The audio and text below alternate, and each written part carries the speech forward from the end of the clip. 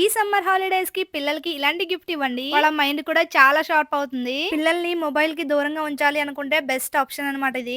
ఇదే ఎందుకు ఆర్డర్ చేశానంటే పిల్లల్లో లాజికల్ థింకింగ్ అనేది ఇంప్రూవ్‌మెంట్ ఉంటుంది. అండ్ ఇదే కాకుండా పిల్లల్లో మెమరీ పవర్ కూడా చాలా బాగా పెరుగుతుంది. ఈ మెమరీ చెస్ 2 ప్లేయర్ గేమ్ అనేది ఎలా ఆడాలి, ఎలా పిల్లలతో ఆడిపించాలి అనేది కూడా మీతో షేర్ చేస్తాను. ఇది మనకి కంప్లీట్ వుడెన్ తో అయితే తయారవుతుందండి. ఇందులో ఎలాంటి లో క్వాలిటీ అయితే ప్రొవైడ్ చేయలేదు. ముందుగా ఈ టాయ్స్ ఎక్కడ తీసుకున్నానని మీతో షేర్ చేస్తాను. మినీ ఫాక్స్ టాయ్స్ అని ఇన్‌స్టాగ్రామ్ పేజ్ లో అయితే తీసుకున్నాను.